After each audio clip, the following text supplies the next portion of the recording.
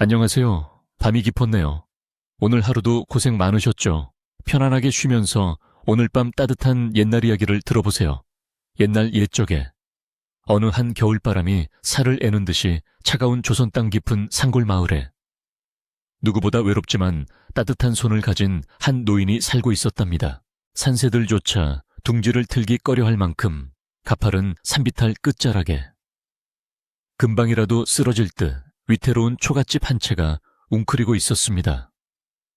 마을 사람들은 그곳을 도깨비집이라 부르며 가까이 가기를 꺼렸는데 그 집에는 세상의 모든 불행을 짊어진 듯 단 노인 만석이 홀로 살고 있었기 때문입니다. 만석의 집은 마을에서 가장 높은 곳에 있었지만 가장 낮은 대우를 받는 곳이기도 했습니다. 사가서 거무튀튀하게 변한 볏집 지붕은 군데군데 구멍이 뚫려 하늘이 보일 지경이었고 흙벽은 세월의 무게를 이기지 못해 여기저기 금이 가 있었습니다.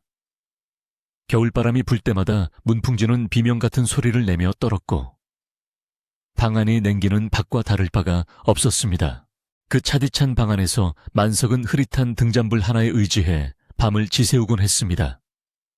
그의 모습은 참으로 기이하고도 안타까운 형상이었습니다. 태어날 때부터 굽은 등은 마치 무거운 짐을 영원히 지고 있는 듯 했고 어릴 적 겪은 화마로 일그러진 얼굴, 반쪽은 보는 이로 하여금 두려움을 자아냈습니다. 하지만 그 흉측한 껍데기 속에 숨겨진 만석의 눈빛만은 깊은 산속 옹달샘처럼 맑고 고요했습니다. 그는 세상이 자신에게 던지는 돌팔매질을 원망하지 않았습니다. 그저 자신의 업보라 여기며 묵묵히 받아들일 뿐이었습니다. 그의 유일한 벗은 방 한구석에 쌓인 지풀 더미와 낡은 연장들 뿐이었습니다. 만석은 집신을 삶는 장인이었습니다. 투박하고 거친 손마디는 쉴 새 없이 움직이며 억센 지풀을 비비고 꼬았습니다. 사각사각, 슥슥. 적막한 방 안을 채우는 이 소리는 만석이 세상과 나누는 유일한 대화이자 기도였습니다. 그는 집신 한 짝을 만들 때마다 보이지 않는 누군가의 안녕을 빌었습니다. 부디 이 신을 신는 분은 가시밭길을 걷지 않기를, 험한 돌부리에 채이지 않기를, 내가 걷지 못한 평탄한 길을 걸으시기를. 만석은 자신의 흉한 외모가 행여나 신발에 부정이라도 태울까봐 숨소리조차 조심하며 정성을 다해 짚을 엮었습니다. 그의 손끝에서 탄생한 집신은 마을 장터에서 으뜸가는 물건이었습니다.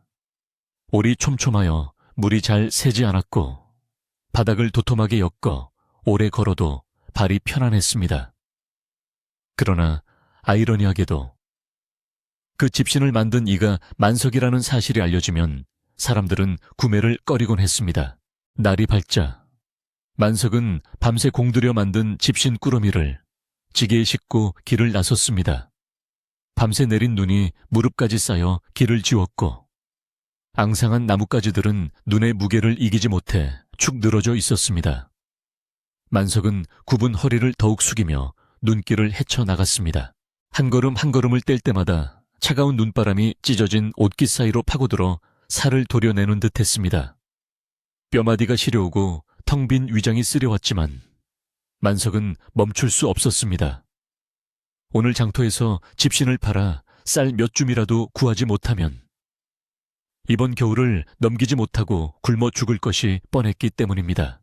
마을 어귀에 들어서자 저 멀리 으리으리한 기와집들이 즐비한 양반 동네가 보였습니다.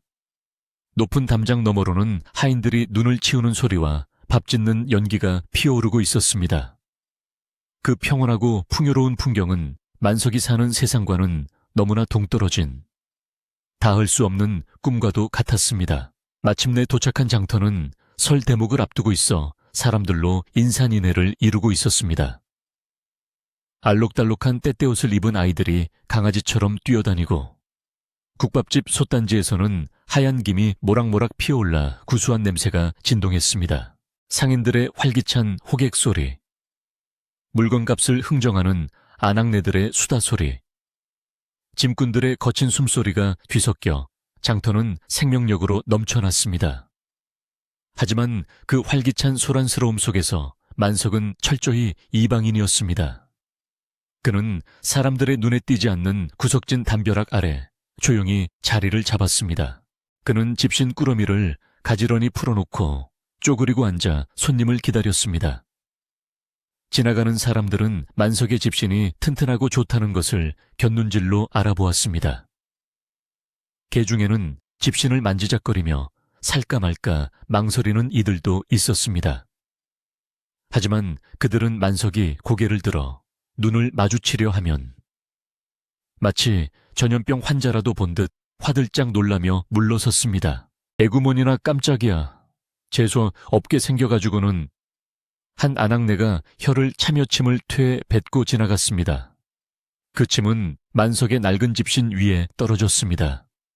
만석은 아무 말 없이 소매로 침을 닦아내고 다시 고개를 숙였습니다.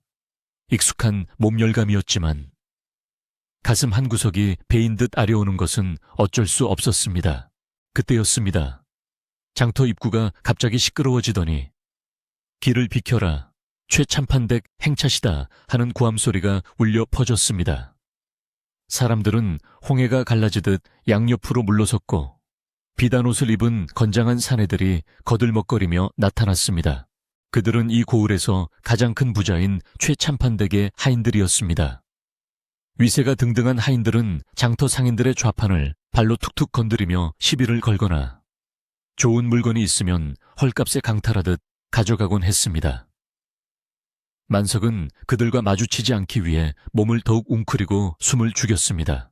하지만 불행은 예고 없이 찾아오는 법이었습니다. 우두머리 격인 하인놈이 뒷걸음질 치다 만석의 집신 꾸러미에 발이 걸려 비틀거렸습니다. 아니, 이게 뭐야, 어떤 놈이 감히 내 발목을 잡아. 하인은 험악한 얼굴로 바닥을 내려다보았습니다. 그곳에는 굽은 등을 한 만석이 벌벌 떨며 앉아 있었습니다. 하인의 얼굴이 붉게 달아올랐습니다. 이런 흉물스러운 놈이 감히 양반댁 하인의 앞길을 막아 내 놈이 오늘 제삿날을 받아놓은 개로구나. 하인은 만석의 멱살을 잡고 거칠게 일으켜 세웠습니다. 만석의 발이 허공에 대롱거렸습니다. 날이 죽을 죄를 지었습니다. 한 번만 용서해 주십시오. 눈이 어두워 미처 피하지 못했습니다. 만석은 숨이 막히는 와중에도 손을 비비며 애원했습니다. 하지만 하인에게는 늙고 병든 노인의 애원 따위는 들리지 않았습니다. 재수온 붓게 생겨먹은 놈이 어디서 핑계야. 하인은 만석을 진흙탕 바닥으로 내동댕이 쳤습니다. 철퍼덕 하는 소리와 함께 만석의 몸이 차가운 진흙 속에 처박혔습니다.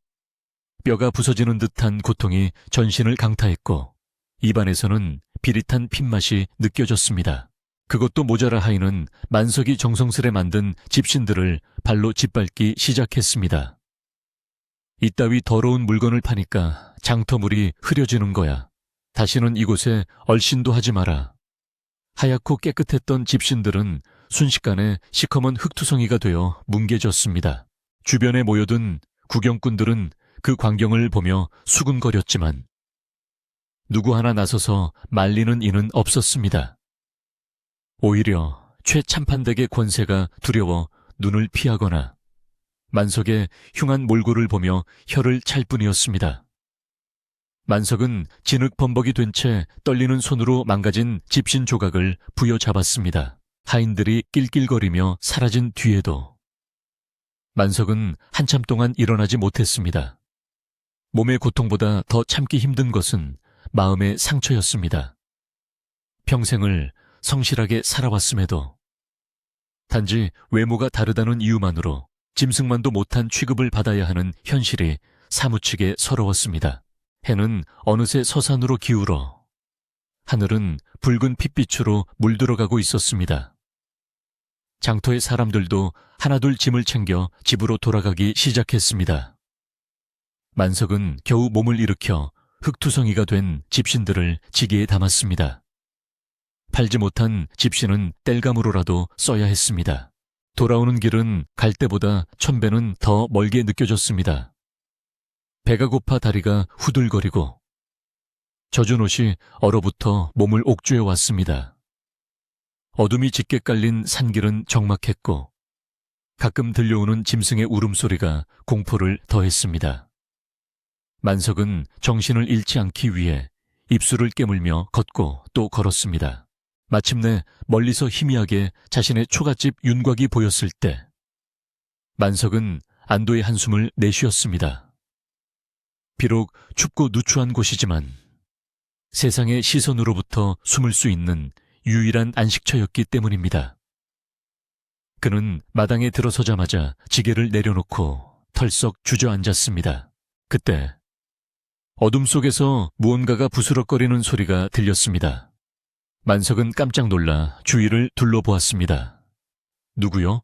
거기 누구 있어? 대답 대신 야옹하는 가냘픈 소리가 들려왔습니다. 자세히 보니 부엌 아궁이 옆에 작은 고양이 한 마리가 웅크리고 있었습니다. 얼룩무늬를 가진 그 고양이는 뼈가 드러날 정도로 말라 있었고 한쪽 다리를 절고 있었습니다. 녀석도 추위를 피해 민가로 내려왔다가 만석의 집이 비어있는 틈을 타 숨어든 모양이었습니다. 고양이는 만석을 보자 잔뜩 경계하며 하악질을 해댔습니다. 만석은 그 고양이의 눈에서 자신을 보았습니다. 세상으로부터 버림받고 상처 입고 두려움에 떨고 있는 존재. 그는 조심스럽게 품속을 뒤져 아침에 챙겨갔던 식은 고구마 반쪽을 꺼냈습니다. 오늘 하루 종일 아무것도 먹지 못했지만 자신보다 더 약한 생명을 외면할 수는 없었습니다. 괜찮다, 아가. 나도 너처럼 혼자란다. 해치지 않을 테니 이리 온. 만석은 부드러운 목소리로 고양이를 달래며 고구마를 조금 떼어 내밀었습니다. 고양이는 잠시 망설이는 듯 하더니 배고픔을 이기지 못하고 다가와 허겁지겁 고구마를 받아먹었습니다. 작은 혀로 고구마를 핥아먹는 모습을 보며 만석의 입에는 희미한 미소가 번졌습니다. 그래, 많이 먹거라. 이 험한 세상에서 살아남으려면 배라도 채워야지. 그는 자신의 배고픔은 잊은 채 남은 고구마를 모두 고양이에게 양보했습니다. 차라리 잘된 일인지도 모른다고 생각했습니다. 자신은 어차피 내일 죽어도 슬퍼할 이 하나 없는 목숨이지만 이 작은 생명이라도 살릴 수 있다면 그것으로 족하다고 여겼습니다. 만석은 고양이를 품에 안고 방으로 들어갔습니다. 방 안은 냉골이었지만 품에 안은 작은 생명의 온기가 만석의 얼어붙은 마음을 조금이나마 녹여주었습니다. 그는 낡은 이불을 펴고 고양이와 함께 누웠습니다. 밖에서는 다시 눈보라가 몰아치기 시작했습니다. 내일은 더 큰 눈이 올 모양이었습니다. 바람 소리가 마치 귀신이 우는 소리처럼 들려왔지만 만석은 오늘 처음으로 외롭지 않다고 느꼈습니다. 곁에서 새근거리는 고양이의 숨소리가 그에게는 그 어떤 음악보다 아름답게 들렸습니다. 그는 거칠어진 손으로 고양이의 등을 쓰다듬으며 잠을 청했습니다. 부디 내일은 눈이 그치기를, 부디 내일은 조금이라도 덜 춥기를. 만석의 기도는 흩어지는 연기처럼 허공으로 사라졌습니다. 하지만 하늘은 그의 기도를 들어주지 않을 작정인지 눈발은 더욱 굵어지고 바람은 더욱 거세게 몰아쳤습니다.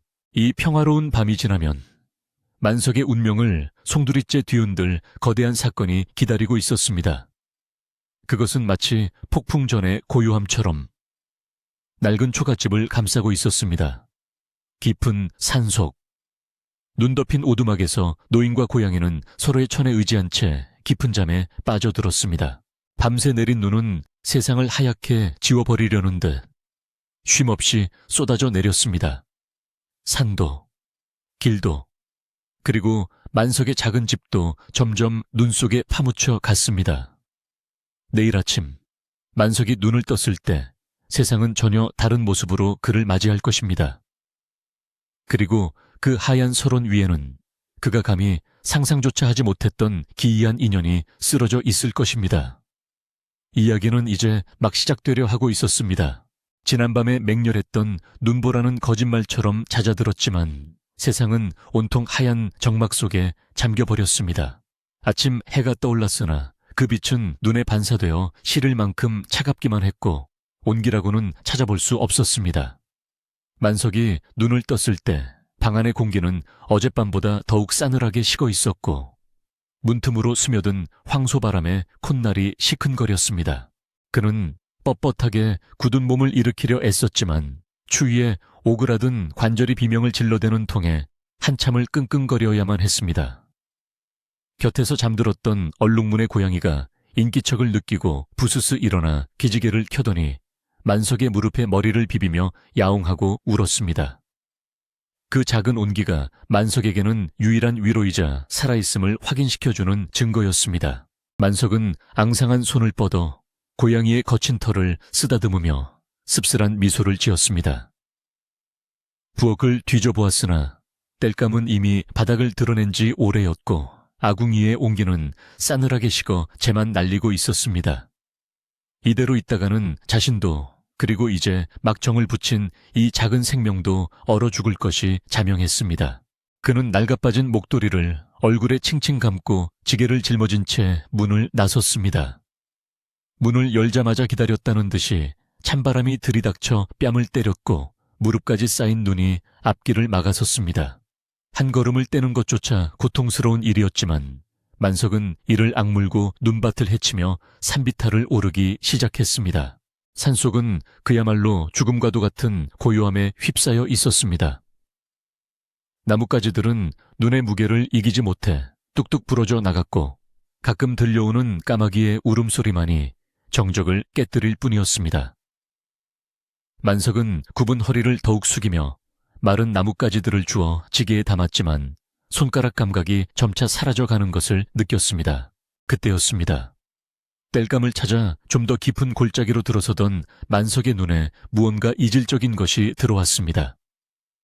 순백의 눈밭 위에 덩그러니 놓인 붉은색 천조각 같은 것이 바람에 나부끼고 있었습니다. 처음에는 누군가 버리고 간 짐짝이거나 죽은 짐승의 사체일 것이라 생각했습니다. 하지만 가까이 다가갈수록 그 형체는 분명 사람의 모습을 하고 있었습니다. 만석은 쏘스라치게 놀라 뒷걸음질 쳤으나 호기심과 걱정이 두려움을 앞섰습니다. 조심스럽게 다가가 눈을 치워보니 그곳에는 한 여인이 쓰러져 있었습니다. 그녀의 몸은 이미 눈 속에 반쯤 파묻혀 있었고 얼굴은 핏기 하나 없이 창백했습니다. 여인은 얇은 비단옷 한 겹만을 걸치고 있었는데 그 옷은 여기저기 찢기고 흙투성이가 되어 있어 그녀가 겪었을 험난한 여정을 짐작게 했습니다. 만석은 떨리는 손을 뻗어 그녀의 코 밑에 대어 보았습니다. 다행히 아주 미약하게나마 숨결이 느껴졌습니다. 아직 살아있는 것이 기적과도 같았습니다. 만석은 잠시 주저했습니다. 자신 하나 건사하기도 힘든 처지에 누군가를 구한다는 것은 어불성설이었습니다. 게다가 이 깊은 산속에 쓰러져 있는 여인이라니 혹시라도 관에서 쫓기는 죄인이거나 귀신에 홀린 사람일지도 모른다는 불길한 예감이 들었습니다. 그냥 못 본 척 돌아설까 하는 비겁한 생각이 머릿속을 스쳤습니다. 그러나 만석은 차마 발길을 돌릴 수 없었습니다. 어제 장터에서 자신을 외면하던 사람들의 차가운 눈빛과 진흙탕에 처박혔을 때의 그 비참함이 떠올랐기 때문입니다.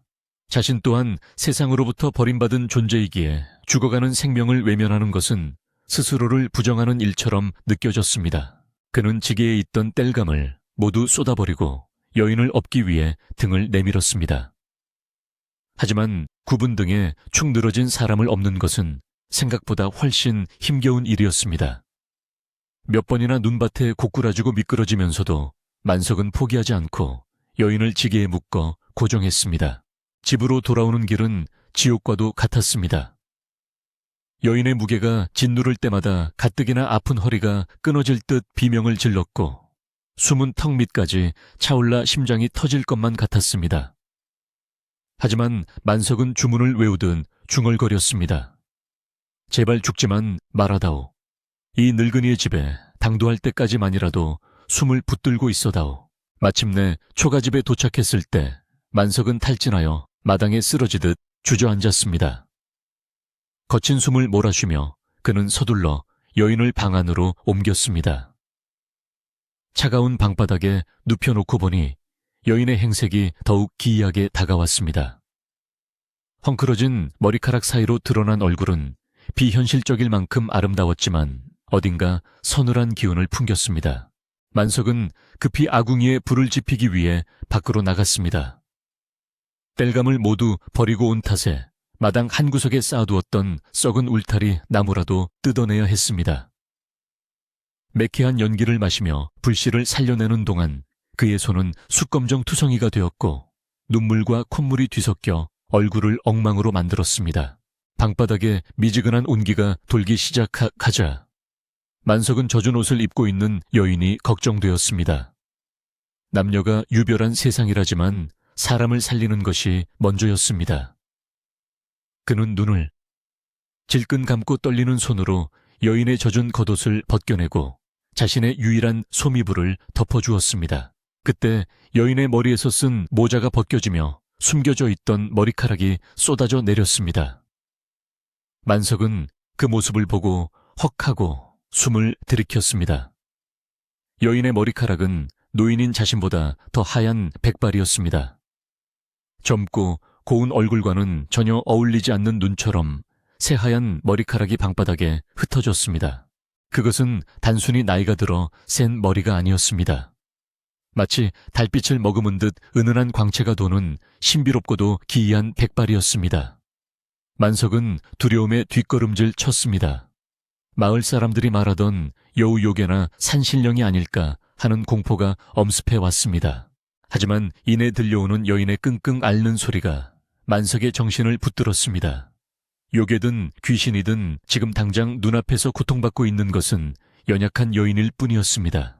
만석은 솥에 물을 끓여 헝겊을 적신 뒤 여인의 차가운 이마와 손발을 닦아주기 시작했습니다.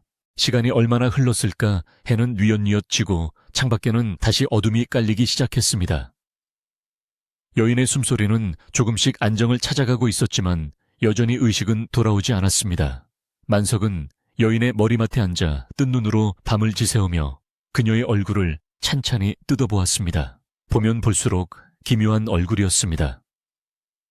눈꼬리는 살짝 올라가 고고한 기품이 서려 있었지만 굳게 담은 입술에는 씻을 수 없는 슬픔이 배어 있었습니다. 백발의 머리카락은 등잔불 빛을 받아 은사액으로 반짝였는데 그 모습이 너무나 처연하여 만석의 가슴을 먹먹하게 만들었습니다. 밤이 깊어지자 바람소리가 더욱 거세졌습니다. 문풍지가 찢어질 듯 울어대고 지붕에 볏짚이 날아가는 소리가 들려왔습니다. 만석은 불안한 마음에 문고리를 단단히 걸어 잠그고 고양이를 품에 꼭 안았습니다. 오늘따라 산짐승들의 울음소리조차 들리지 않는 것이 이상하리만치 고요했습니다. 그때였습니다. 졸음이 쏟아져 꾸벅꾸벅 조울고 있던 만석의 귀에 이상한 소리가 들려왔습니다. 바람소리와는 다른 묵직하고 둔탁한 소리가 마당에서 들려왔습니다. 쿵쿵, 마치 거대한 바위가 굴러가는 듯한 소리였습니다. 만석은 숨을 죽이고 귀를 기울였습니다. 소리는 점점 가까워지더니 방문 바로 앞에서 멈췄습니다. 심장이 튀어나올 듯 쿵쾅거렸습니다. 이 깊은 산중에 이 밤중에 찾아올 사람이 있을 리 만무했습니다. 혹시 산적이나 굶주린 맹수일까봐 만석은 낯을 쥐고 문을 노려보았습니다. 그런데 믿을 수 없는 일이 벌어졌습니다. 걸어 잠근 문고리가 풀리지도 않았는데 방문이 스르르 열리는 것이었습니다. 찬바람이 훅 끼쳐 들어오며 등잔불이 위태롭게 흔들렸습니다.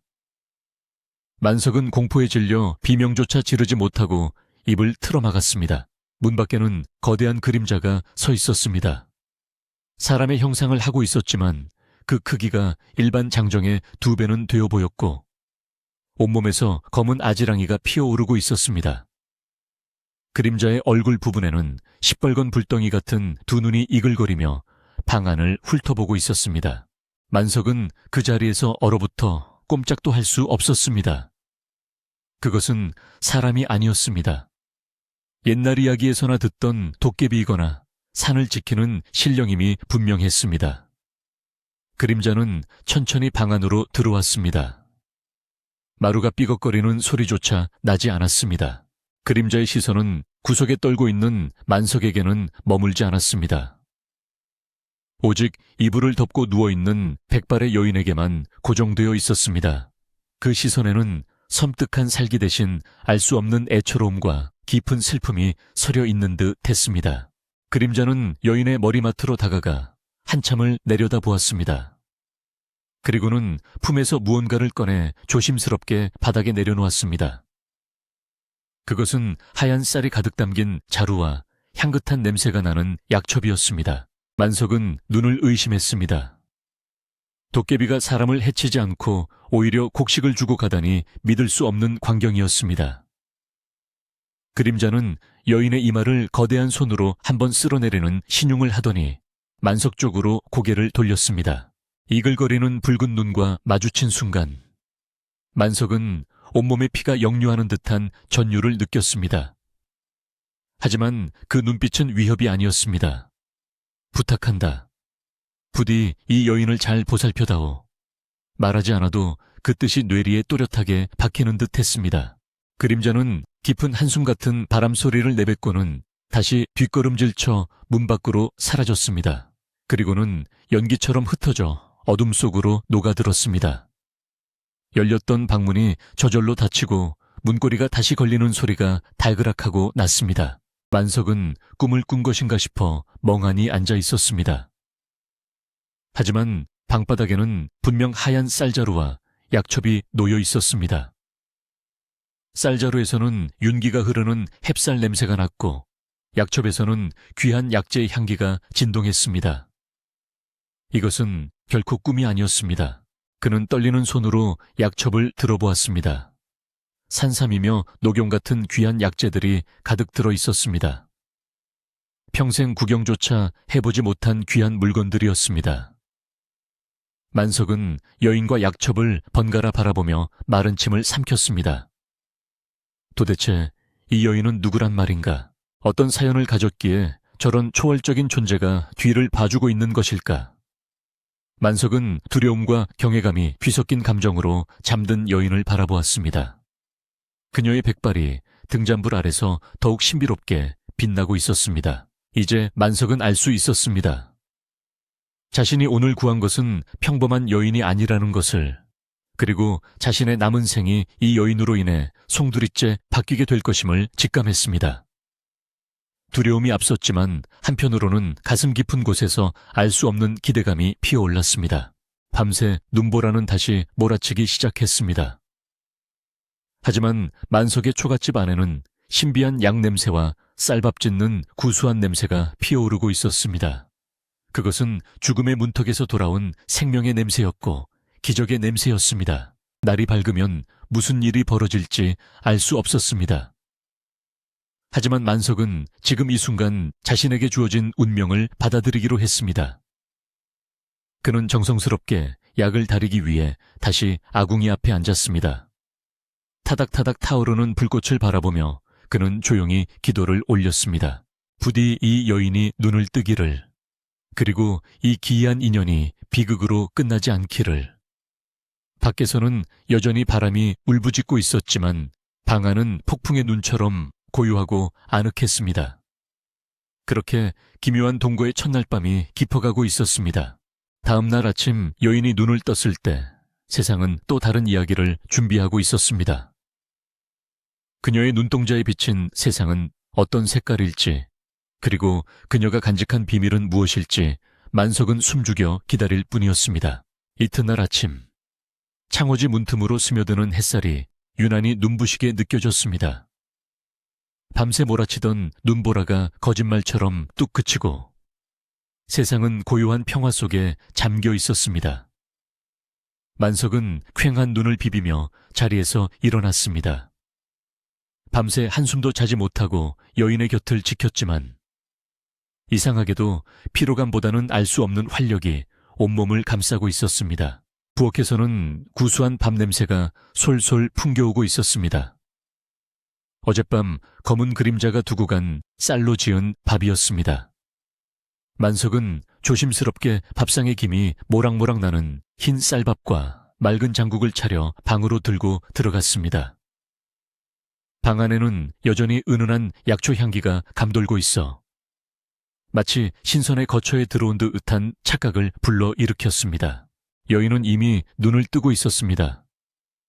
그녀는 낯선 천장을 멍하니 응시하다가 만석이 들어오자 화들짝 놀라 몸을 움츠렸습니다.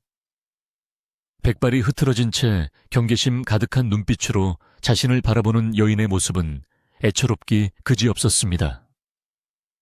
만석은 최대한 부드러운 미소를 지으며 밥상을 내려놓았습니다.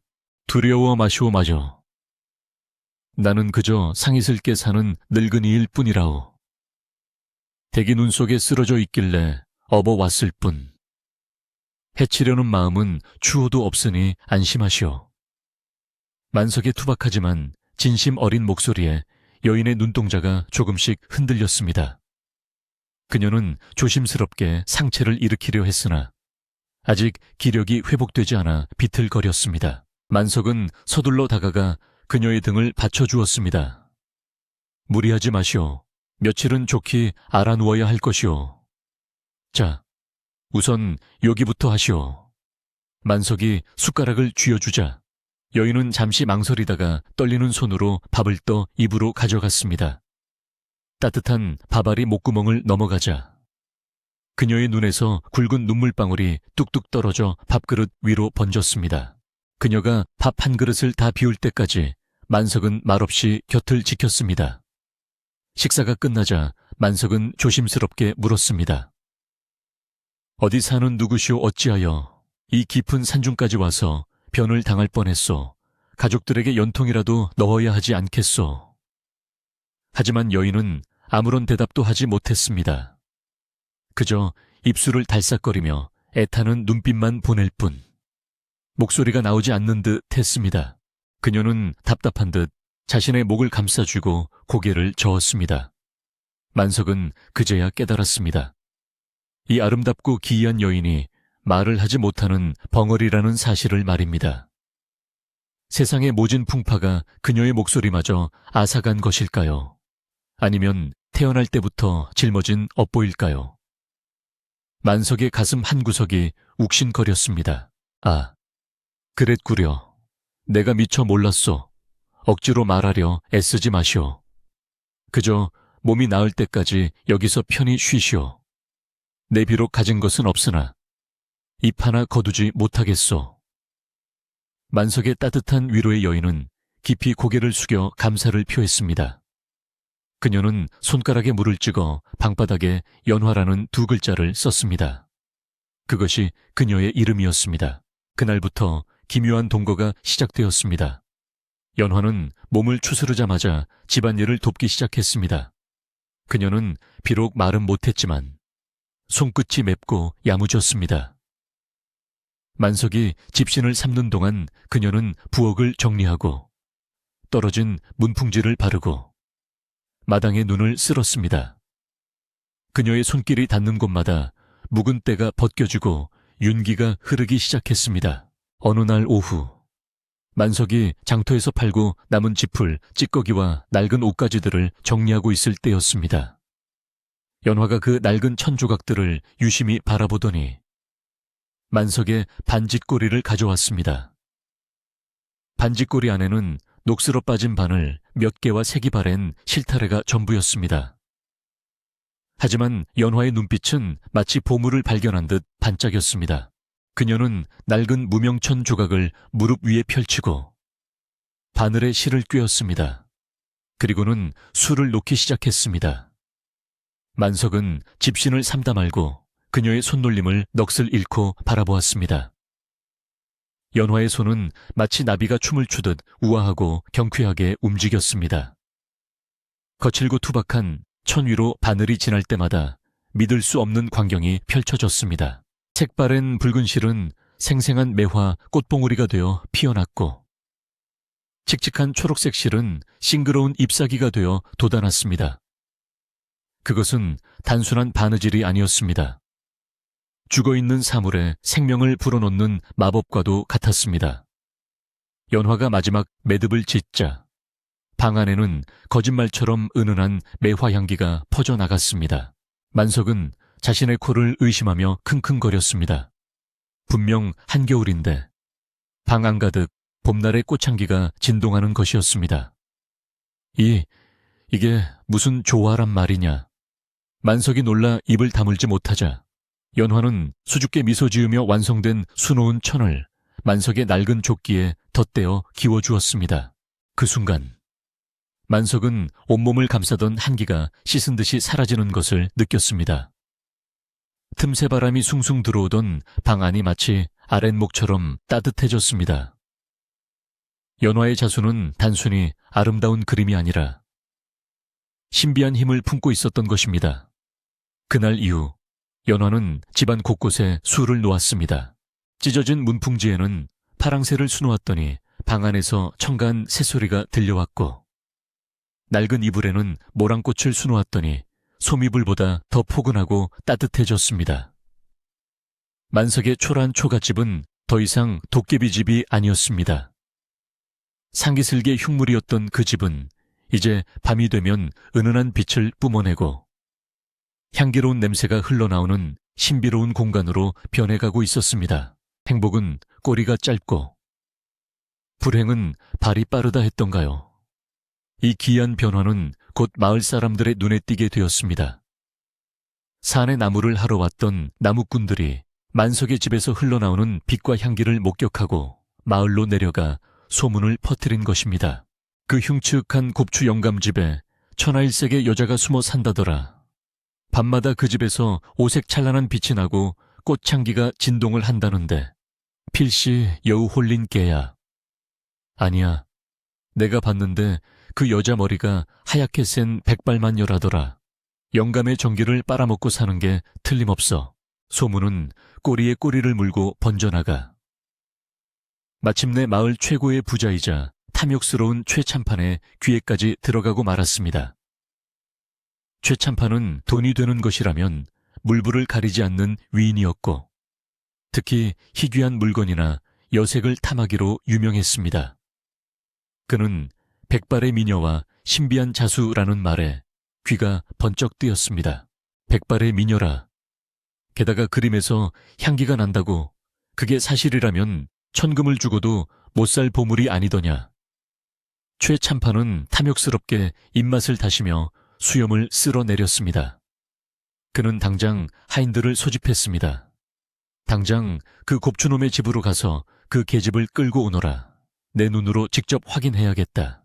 그날 오후 만석과 연화가 평화롭게 집신을 삼고 술을 놓고 있을 때였습니다. 갑자기 마당에서 웅성거리는 소리와 함께 거친 발소리가 들려왔습니다. 이리 오너라 안에 아무도 없느냐. 벼락 같은 고함 소리에 연화는 사색이 되어 바늘을 떨어뜨렸고 만석의 가슴은 철렁 내려앉았습니다. 방문이 벌컥 열리더니 흉악하게 생긴 하인들이 들이닥쳤습니다.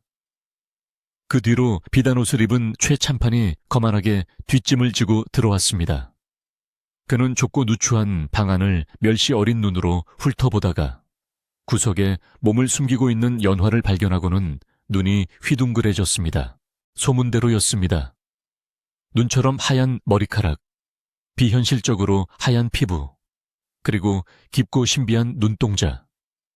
연화는 낡은 옷을 입고 있었지만 그 자태는 궁궐의 왕비보다 더 고귀해 보였습니다. 최참판의 눈에 음흉한 욕망의 불꽃이 타올랐습니다. 허허, 소문이 헛것이 아니었구나. 이런 상월 구석에 이런 귀한 꽃이 숨어 있었다니. 최참판은 신발도 벗지 않은 채 방으로 들어와 연화에게 손을 뻗으려 했습니다. 연화는 공포에 질려 비명도 지르지 못한 채 벽으로 물러섰습니다. 그때 만석이 비틀거리며 일어나 최참판의 앞을 막아섰습니다. 평소라면 하인의 눈만 마주쳐도 벌벌 떨던 그였지만 지금은 물러설 수 없었습니다. 대감마님, 이러지 마십시오. 이 여인은 병이 깊어 요양 중인 제 먼 친척입니다. 제발 건드리지 말아 주십시오. 만석은 바닥에 머리를 조아리며 애원했습니다. 최참판은 코웃음을 쳤습니다. 친척 지나가던 개가 웃을 소리를 하는구나. 천한 놈의 핏줄에 이런 귀티 나는 여인이 있을 리가 있느냐. 보아하니 어디서 도망친 관비가 틀림없구나.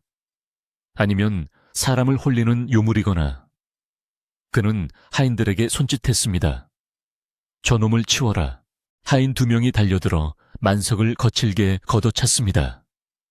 늙고 병든 몸은 힘없이 나뒹굴었습니다. 안 됩니다, 안 됩니다. 만석은 집신을 삼던 나무망치를 들고 다시 달려들었지만 건장한 하인들의 주먹질에 속수무책으로 당할 뿐이었습니다. 입안이 터져 붉은 피가 주르륵 흘러내렸습니다. 이 늙은이가 죽고 싶어 환장했구나. 하인이 몽둥이를 들어 만석의 머리를 내려치려는 순간이었습니다. 구석에서 떨고 있던 연화가 벌떡 일어나 하인의 팔을 붙잡았습니다.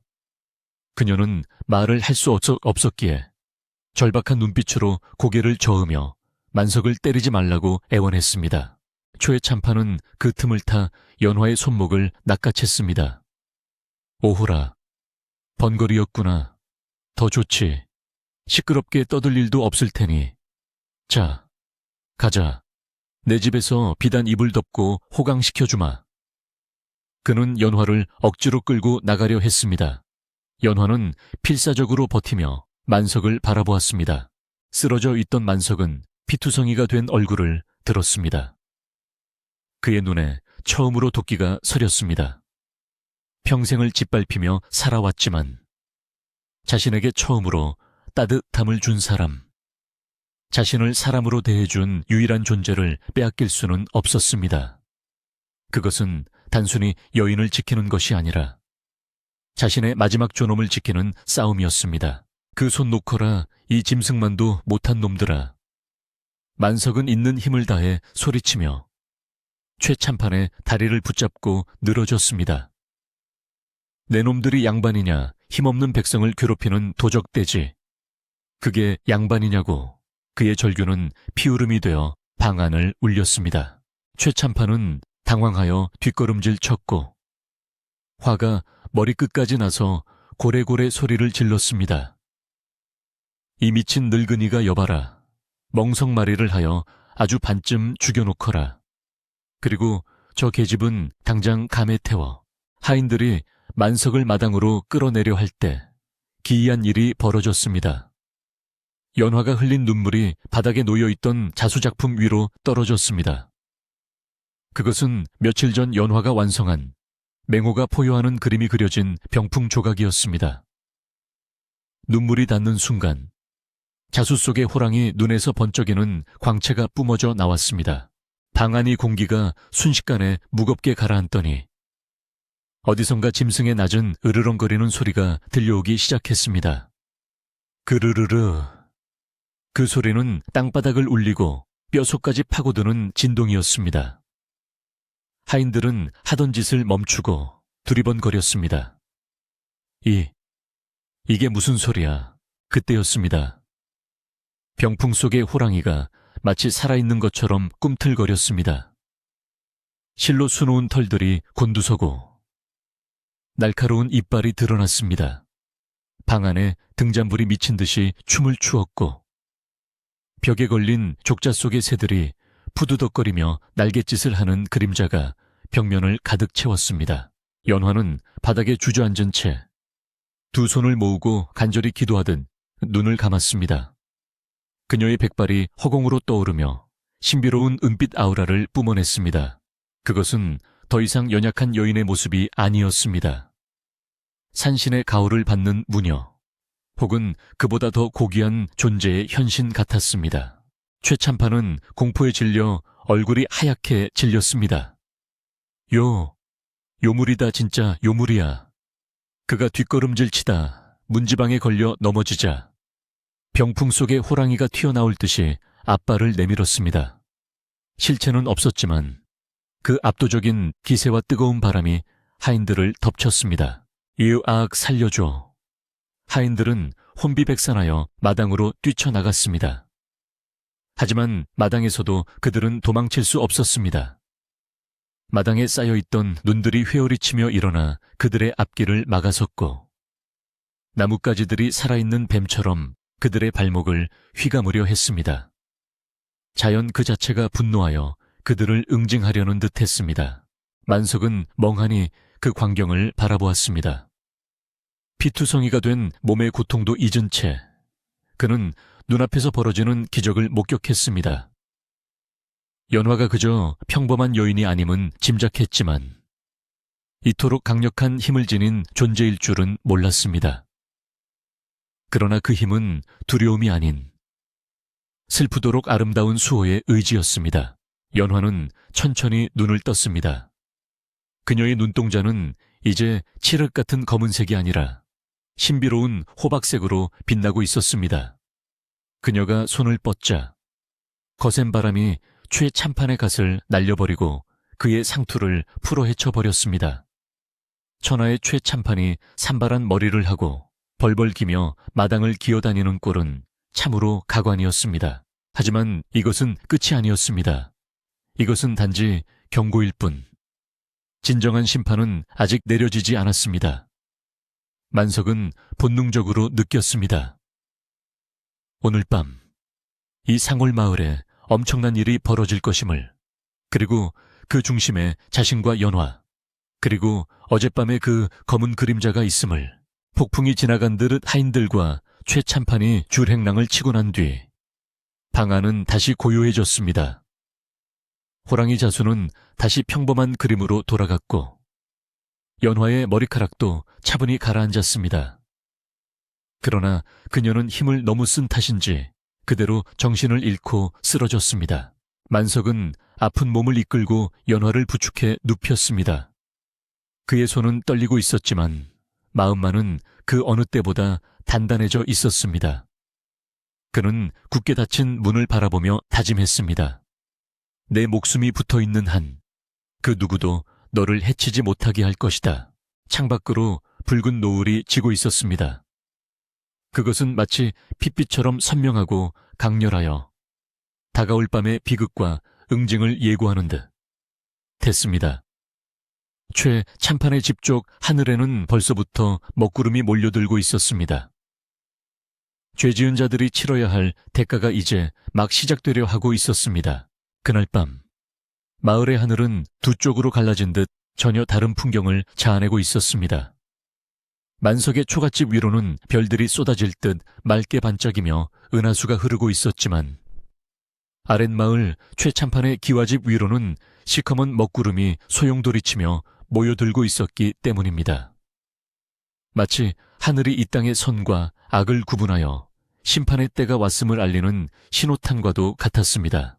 최참판은 안방 깊숙한 곳에서 비단 이불을 뒤집어 쓰고 덜덜 떨고 있었습니다.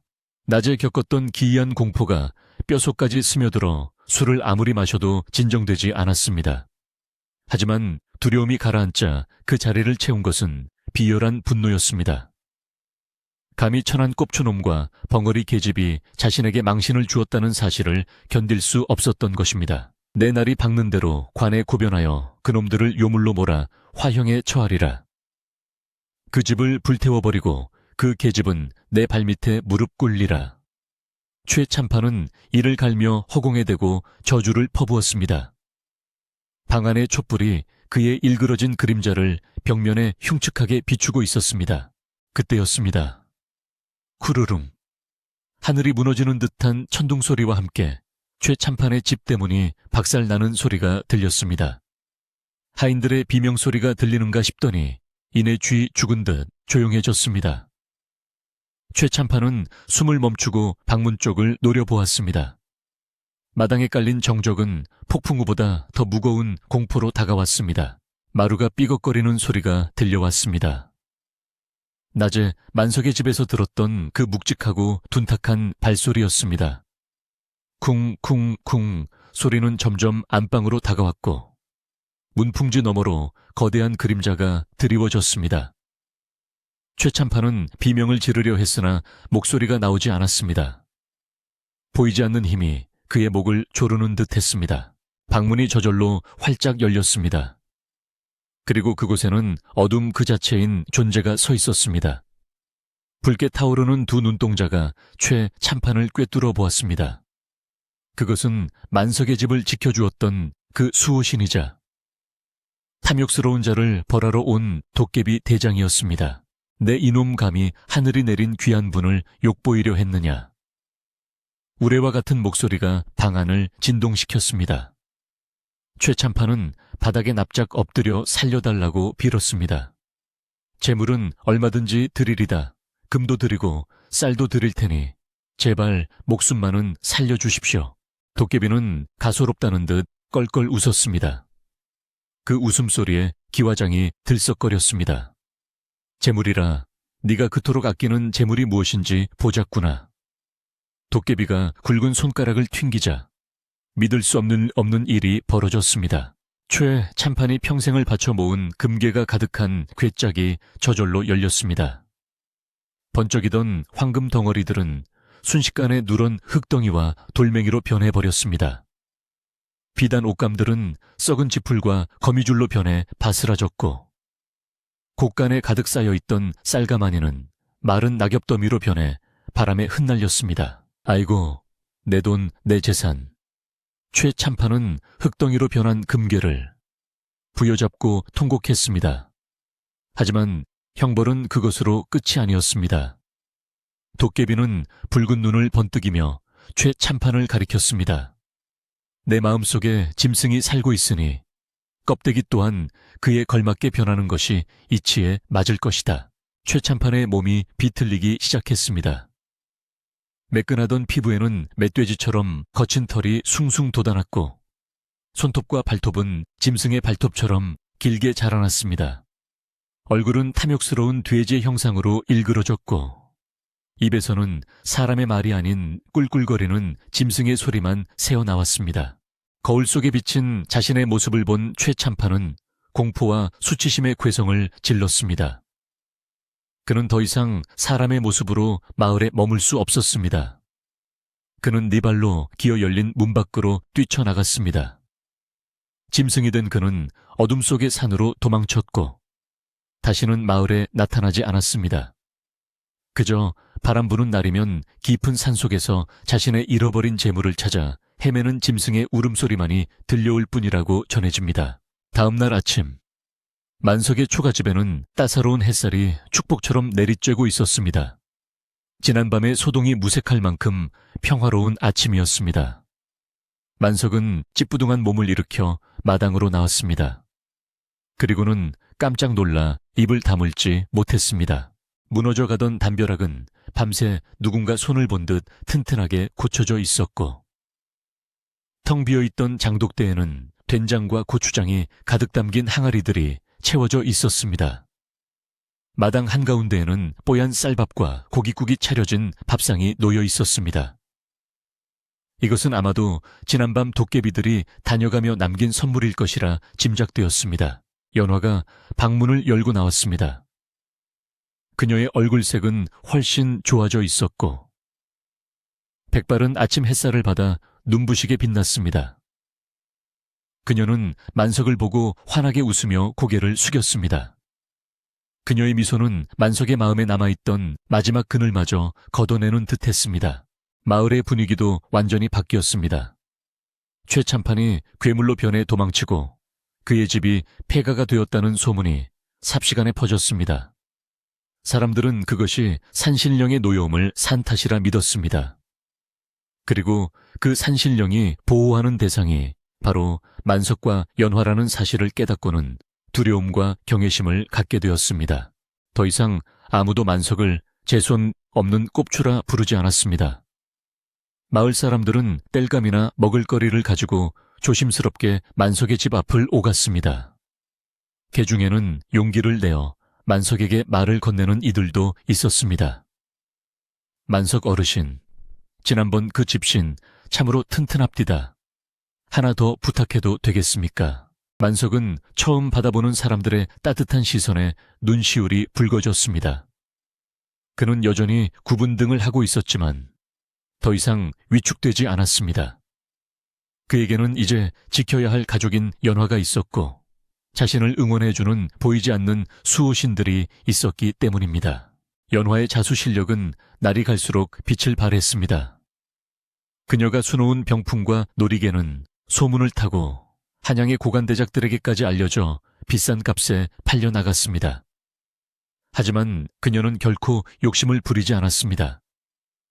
필요한 만큼만 일하고 남는 재물은 마을의 가난한 이들에게 나누어 주었습니다. 그녀의 손끝에서 피어난 꽃들은 시들지 않았고 그녀가 수놓은 새들은 밤이면 노래를 불렀습니다. 사람들은 그녀를 선녀 아기씨라 부르며 칭송했습니다. 그녀의 신비한 힘은 마을 전체에 복을 가져다 주어 그해 농사는 대풍년이 들었고 전염병도 돌지 않았습니다. 세월은 유수와 같이 흘러 어느덧 긴 겨울이 끝나고 봄이 찾아왔습니다. 만석의 집 주변에는 진달래와 개나리가 만발하여 꽃대궐을 이루었습니다. 늙은 만석과 젊은 연화, 그리고 그들의 곁을 지키는 뚱뚱해진 얼룩고양이는 마루에 앉아 따뜻한 봄볕을 쬐고 있었습니다. 만석은 평생 자신의 몸을 지탱해 주었던 낡은 나무 지팡이를 마당 한 구석, 양지 바른 곳에 꽂았습니다. 이제는 이 지팡이에 의지하지 않아도 될 것 같구나. 내 곁에 든든한 버팀목이 있으니 말이다. 그는 연화를 바라보며 인자하게 웃었습니다.